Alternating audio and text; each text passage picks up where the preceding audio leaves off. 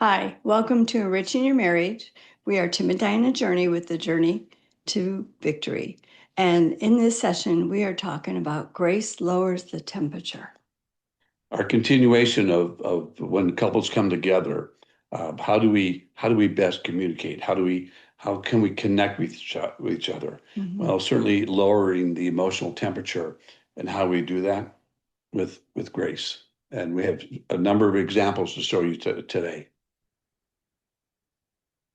The power of giving grace in marriage. So we have talked about conflict and meeting at the fence, Communication and using the tool ask, listen, and mirror. communicating like Jesus, and to think before we speak. And emotions and the energy that we bring to our relationship, right? Mhm. The one thing that makes all other tools work is Grace, for sure. Truth, you can know all the tools we've taught and still miss your spouse's heart. It's pretty sad, isn't it? Mhm. But when you bring grace into the room, everything changes. I kind of think grace as a soft heart. If You can have all the tools, but if your heart is hardened towards your spouse, you're not going to connect. It's having grace, having a soft heart, can change everything. So, marriage is two imperfect people learning how to love imperfectly while staying committed to each other. And grace is what makes that possible. Right. There's definitions for grace. The first definition, the divine favor towards man, is from God. The understanding of kindness, the understanding kindness of forgiveness of God, divine love or pardon. But we're not talking about that grace today. Mm-mm. That's the most important grace, is the grace we have from God. There's the beauty, the physical, the intellectual, and moral, the easy elegance of manners. When you see someone graceful, right? Maybe an ice skater, Glide across the ice. just so graceful. But we're not talking about that either. It's really this third one we're talking about today: the exercise of love, kindness, or goodwill, disposition to benefit or serve another. And disposition, we mean their attitude, their mood to service the other. Right. Right. Grace is getting what we don't deserve. And then certainly that's from God to us, but also it's giving that to our spouse as well. And to others, yeah. And to others, and giving kindness. Right. Right. So, we have a question for you to talk about. Have you felt grace from your spouse? And this is something that, at any time you can pause this video and take a few minutes to talk with your spouse, right? So maybe you want to pause and, just talk to each other, ask each other this question. Have I felt grace from you? And again, grace is something that maybe you didn't deserve. Your wife or your husband gave you a break on. You got a speeding ticket. Recently, I did that from a camera. And You're finally admitting it was you. it was me. I blamed that. I thought it was her driving the car, but no, it was me. Okay. And you gave me grace. I did give you grace. Yeah. So take a minute to talk about this. So we don't need a perfect spouse. We need a spouse who makes room for our humanity and our imperfections. Giving us each other the benefit of the doubt, right? That we may have done something to annoy our spouse, but letting the spouse let it roll off their back, right? We're going to give you an example of grace given here, because I think, again, I learned through seeing things, seeing it done. And so we're going to give you two examples. The one, here's a video we want you to go to. And go to YouTube. The YouTube clip is from Les Miserables. Les Miserables. Les Miserables, Jean Valjean. And it's a scene where he's with the bishop. The scene is called Bought with a Price. We've got the link here.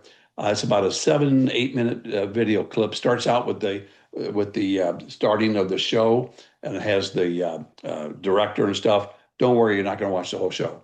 It's just a 7-minute clip to watch, and then come on back. So when you watched that clip, what did you see? Talk amongst each other. These are things you need to talk about because we need to talk to grow. Mhm. I can watch a clip, and if I don't talk about it, then it probably just goes in the back Yeah. of my mind. And if I say, oh, it was okay, well, help your spouse by more than okay. Right. What did you see? He certainly did not deserve the bishop treating him that way, right? No, he did not. Yeah. No. And it But- had an impact on him. But then, do we deserve the way God treats us? No, No. no. I And mean, that's just an example. Valjean steals from the bishop, but the bishop gives him more. He said, oh, you forgot the candlesticks too, right? mhm. And that's one more act of grace, literally rewrites a man's life Yeah. because he turned out to be a good man. Right. And it's not in the clip we showed, but Jean Valjean later in the show says, the bishop, referring to the bishop, showed me what a man could be. Mhm. That's how man should be treating another man. Right. Husband and wife, right? Right. So grace has the power, not weakness, power. We're going to give you another example of grace, right? This is really the first time we've done this in this series. We're going to share with you out of our book. Again, 20 years ago, 18 years ago, most of you should know that I was unfaithful in our relationship. Right. And as we went through that process, we healed, and that mess turned into our message. But in that process, we wrote a book. Uh, you can get the book on Amazon. There's our title, Our Journey. And we're going to read just a couple segments out of the book as an example of grace, right?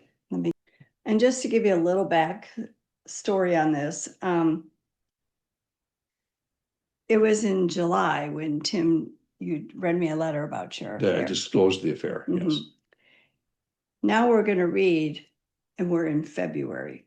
So from July to February, we were trying to heal, but we had a lot of missteps. Yeah. Would you say? We talked about the bridge and the muck below the bridge. We were in the muck. We were in the muck. Yeah, we were way in the muck. So on this particular day, I found some emails from Tim's other woman. And that's where I'm going to start. Okay. What am I to do with this new information? I'm scared and fearful. This might be the final straw in our marriage. To me, it appeared evident that our marriage would not make it. The reality was I was fighting a war for love, attention, and commitment of my own husband. I'm not sure I'm strong enough. Now I've seen firsthand the other woman's agenda and the fact that she was not giving up. She was in it to win. My hope of surviving infidelity was coming to an end. Tim and the other woman had been good at the game of deceit. Because of their secrets, I had not been fully aware of the contest I was involved in, the contest to win my husband and his heart. The phone rang and it was Tim. I just finished 9 holes, so I'll be home soon. I took a deep breath and said, we have to talk, Tim. I found the email she sent you. After I hung up, I paced around the house like a lion in a cage. What am I to do? Do I leave? Where do I go? I need to talk to someone. Who? I'm alone. How do I deal with this? I can't take it anymore. It all became a daze. I lost track of time and didn't know where I was. I remember going to the sitting area in our bedroom. Was I crying, talking, or yelling? What am I to do? Is our marriage over? What will I do without Tim in my life? I had dreams of dying in Tim's arms. I don't deserve this. I am better than this. Why can't he tell me the truth? I love my husband. Must my marriage really be over? How much more? Someone please tell me how much more. On my knees, crying, I pleaded, Lord, I do not know what to do. I cannot fix this. I want my marriage to be healed. I cannot do it. I give it all to you. I cannot take the pain, the conflict, and the struggle anymore. I'm not strong enough. Please take it from me. Please take this from me. Remembering back, it was like I wasn't there, like an out of body experience. It's all a blur. The next thing I remember feeling was amazing. It was a sudden calmness and peace. Immediately, the Lord's grace consumed me, and I became quiet.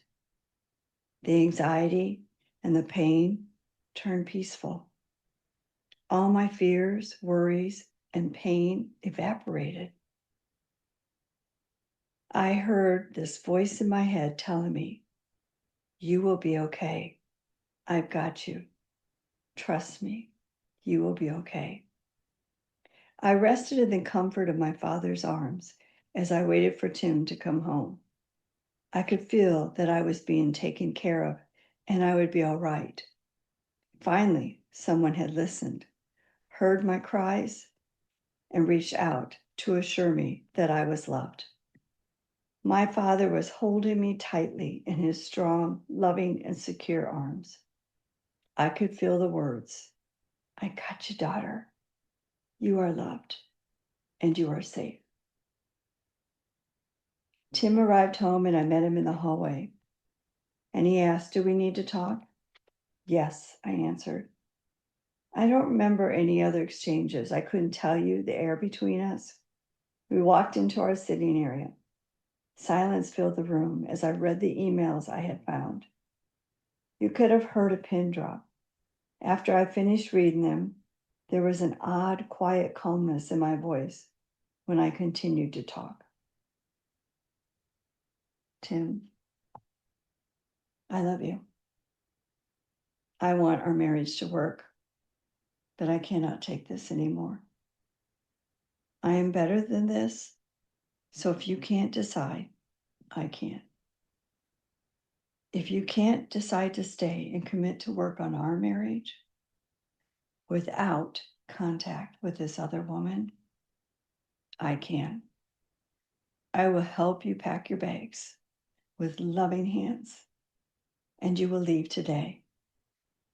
So if you want to leave, I will kiss you and wish you all the best in life because I do love you and I will be okay.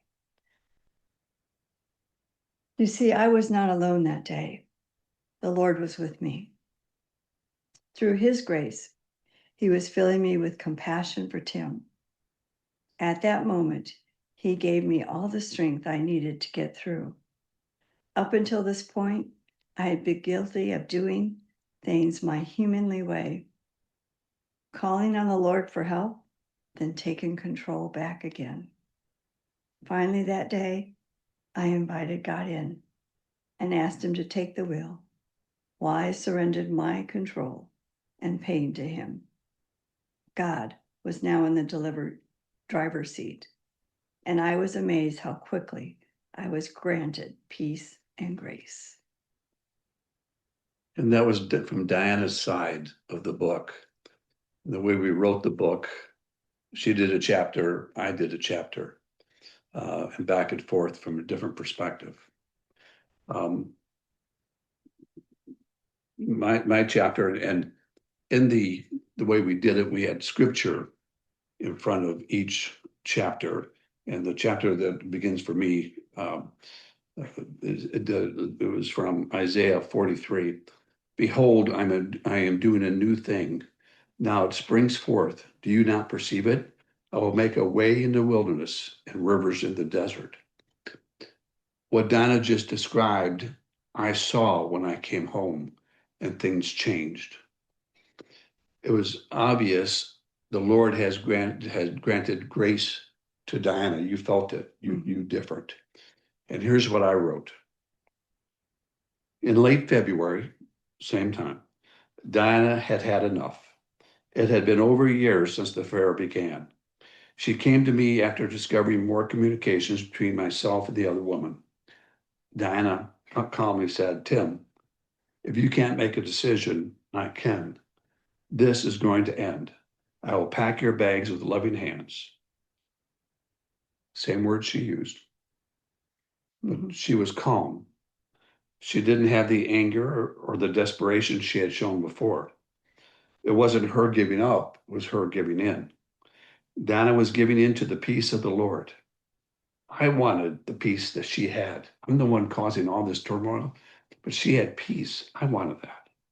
It had been so long since I had felt peace in my life. It was then, at that moment, that I decided that I really wanted to save my marriage of over 30 years. I just wasn't sure how to get it done. And the book goes on. But Donna had received grace from the Lord, and she gave me grace. I mean, her words were tough, that that if I can't make a decision, she can, and she'll pack my bag. So that's tough. But she did it in such a way with loving hands that it came to me not as a threat, um, but as a peace offering, a peace giving, that you are taking control. Mhm. Um, and the Lord was with you. It was obvious from my perspective, the Lord's with you because you had such peace. And I wanted that.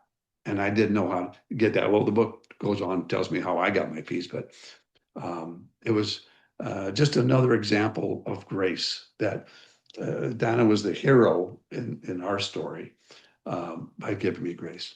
And to add to that, like the clip we showed, I gave you grace and you actually became a transformed man, Yeah, right? yeah.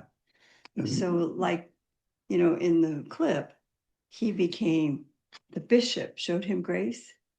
And it was because of that he became the had man. an impact. Yeah. Yeah, had a huge impact. So giving grace to our spouse has an impact. And that's what's critical to Yeah, remember. yeah. Well, we hope you don't mind us being as vulnerable as we were there. Mhm. Um, and again, if you want to get the book, go to Amazon and pull it down. Thank you. As we continue on.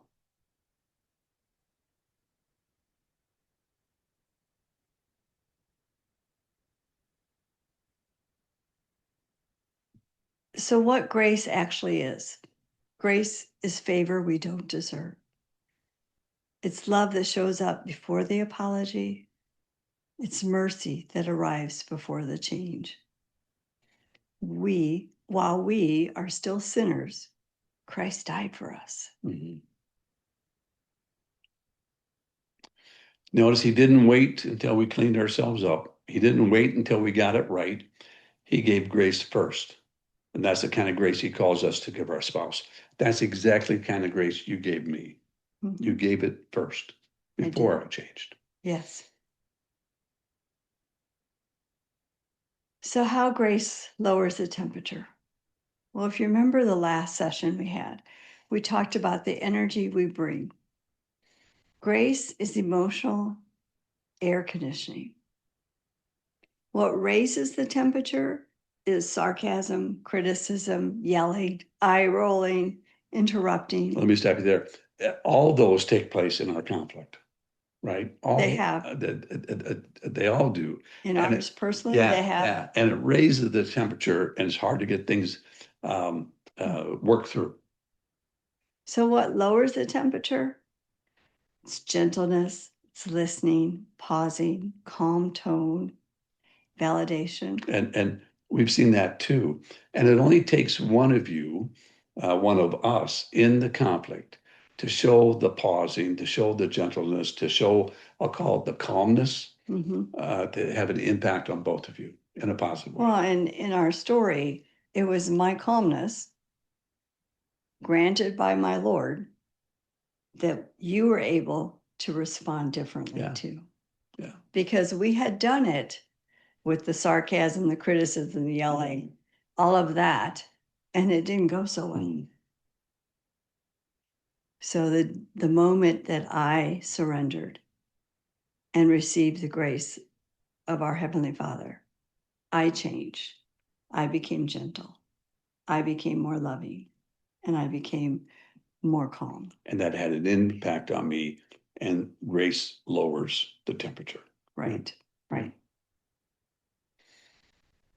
So again, here's a question. Ask yourself, when conflicts rises, do you raise the temperature or do you help lower it?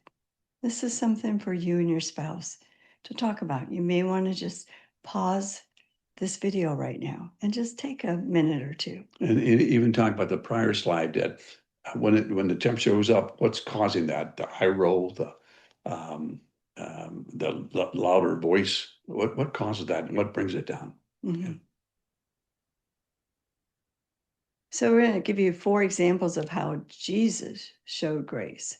The woman at the well, that's John 4. Jesus knew her story. He knew her failures, yet he spoke with dignity and compassion. Grace tells truth without destroying dignity. Peter, after his denial of Christ, Peter denied Jesus 3 times. Jesus didn't bring it up. He restored him with 3 questions of love. Grace restores instead of repeatedly punishing. Mm-hmm. And the thief on the cross, Luke 23, a lifetime of bad choices. One moment of faith, Jesus said, "Today you'll be with me in paradise." Mm-hmm. The woman caught in adultery. He didn't excuse her sin, but he didn't shame her either. He covered it, then called her higher. Jesus never made people earn what he freely gave. Mm-hmm. Give me chills. So we have an acronym for grace. Before your next reaction, give grace. And how do you do that? G is give. The benefit of the doubt. Maybe your spouse had a hard day. Maybe they didn't mean it that way. Love believes the best. 1 Corinthians 13:7. R, respond instead of react. Reaction is emotional and immediate. Response is thoughtful and intentional. Everyone should be quick to listen, slow to speak. James 1:19. A, accept them where they are. Not where I wish they were or you wish they were. Grace makes room for humanity. Accept one another, just as Christ accepted you. Romans 15:7. C, cover instead of expose. Do I protect their dignity or point out their flaw? Love covers a multitude of sins. 1 Peter 4:8. And E, extend what God extended to you. How can I withhold what was freely given to me? Forgive as the Lord forgave you. Colossians 3:13.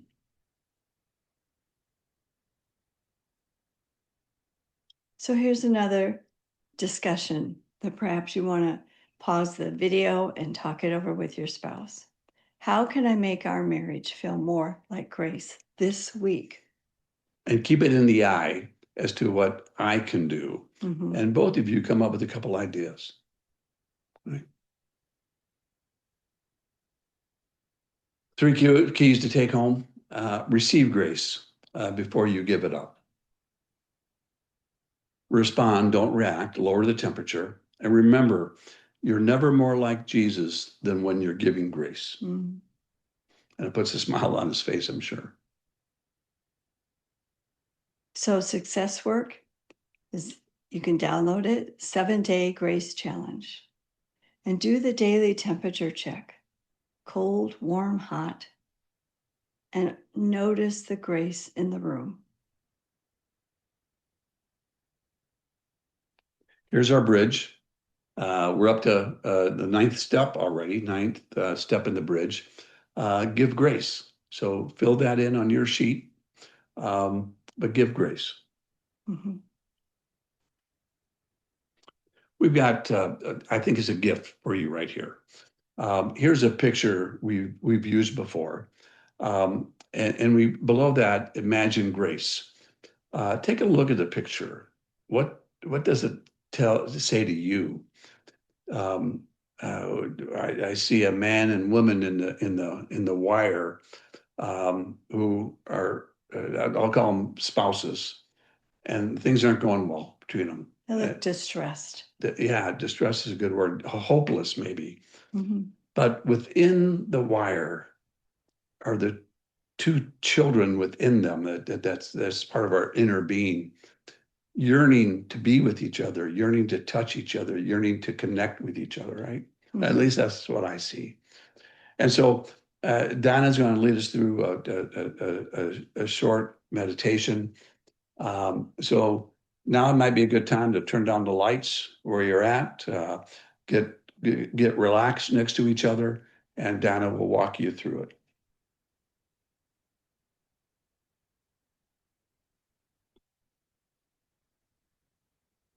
So I hope you've had time now to turn the lights down, get the mood going, and that you're sitting next to each other. This is a meditation on grace. The truth is, we are all children inside. So I'd like you to reach over to your spouse and take your spouse's hand. You can take one or both, whatever feels natural and comfortable. Just hold. Just hold on. Feel that this person, this hand you're holding, is here beside you, within reach. Now, if you're ready and comfortable, close your eyes. Let your shoulders drop. Let the day go. Whether it's the phone, the TV, the list of things still undone, none of that belongs in this space right now. Take a slow breath in and release. Another slow breath in and release. You are safe here. Right now, there is nothing to fix, nothing to defend, nothing to prove. And in your hand, you're holding the person God gave you. I want you to picture your spouse not as they are tonight. I want you to picture them as a child, maybe around 7 or 8 years of age. See them out in a yard, somewhere on a summer evening, running, perhaps with scraped knees. Hair's a mess. They are completely caught up in play. There is a laugh in them that hasn't learned to be careful yet. Look at that child's face. No armor, no defense, just hope. A little person who wants to be picked, wants to be wanted, wants to be told they're enough just the way they are, wants to be loved. And somewhere along the way, that child got hurt,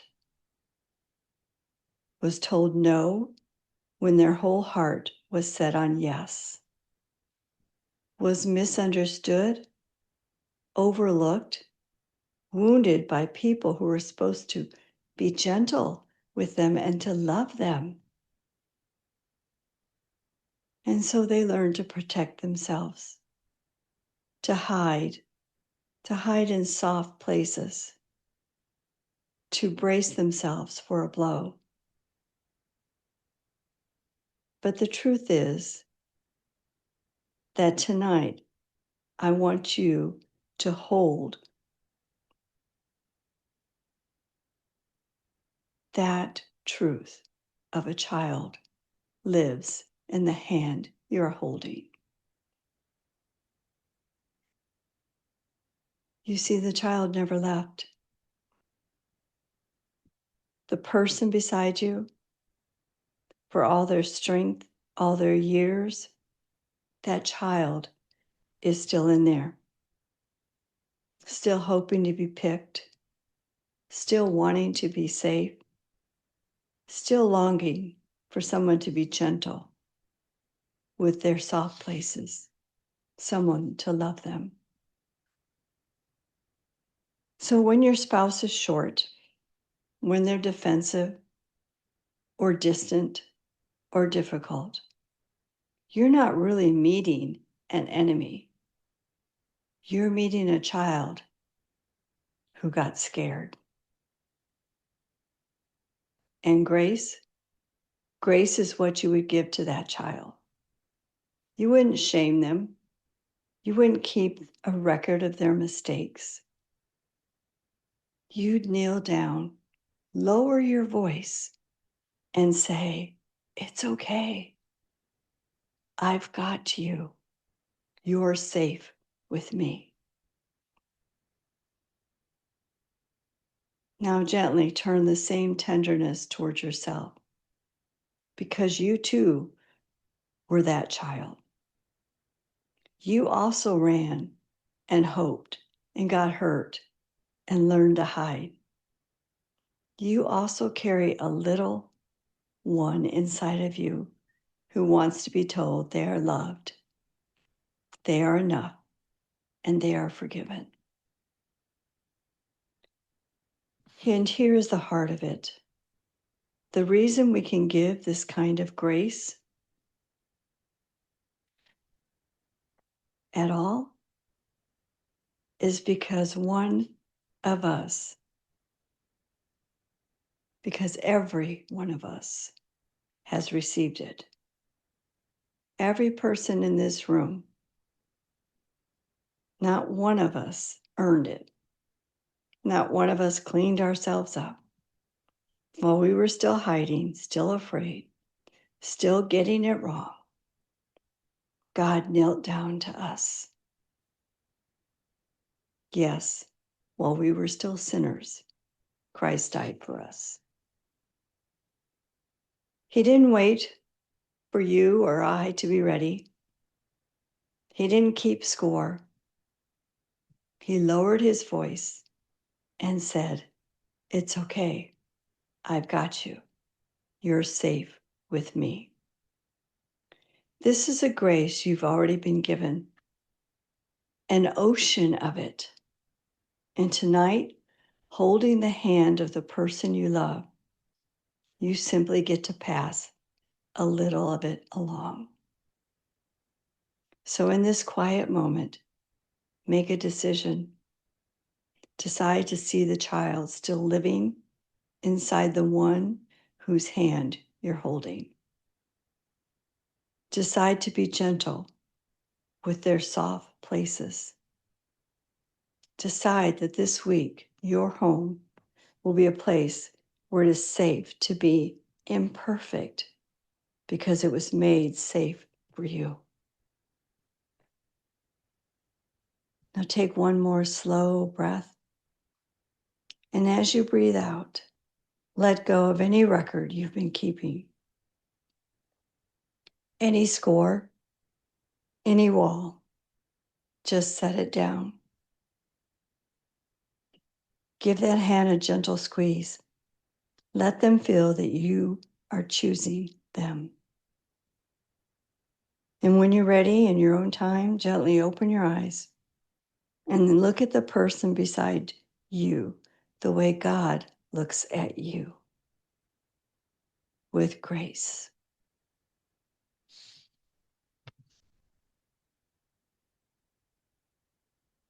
So still holding your spouse's hand, take a moment to ask one another the following question: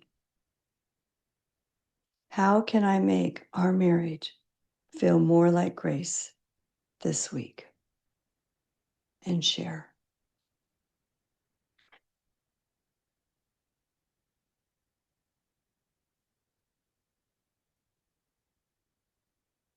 We hope you enjoy that meditation. Marriage isn't held together by perfect spouses, it's held together by gracious ones. You will hurt each other. You will disappoint each other. You will misunderstand each other. That's not the question. The question is, when that happens, what will you bring into the room? Will you bring judgment or will you bring grace? Because the marriages that last aren't the ones with the fewest mistakes. Mm-mm. They're the ones with the most grace. And can't we really speak to that, Tim? I mean, this year we're celebrating our 50th wedding anniversary. Okay. And we're last, we've last. But we had a lot of mistakes along the way. A lot of them. A lot of them. So it was because we gave each other grace that we're here, ready to celebrate our 50th wedding anniversary. Right. And had we stopped, as we read you the book, had we stopped in that February and not received and given grace, we wouldn't be here today. No, we would not be here to be able to share with you. Yeah. So tonight's closing prayer, let's read it together. Lord, thank you for the grace you continually show us. Help us bring that same grace into our marriages. Teach us to soften instead of harden, to pause instead of react, to listen instead of assume, to restore instead of wound. Help give us the benefit of the doubt, respond instead of react, accept each other where we are, cover instead of expose, and extend what you so freely extended to us. Make our homes places filled with compassion, gentleness, understanding, and love. May grace change the atmosphere of our marriages. In Jesus' name, amen. Thank you all. Thank you. We'll see you next time.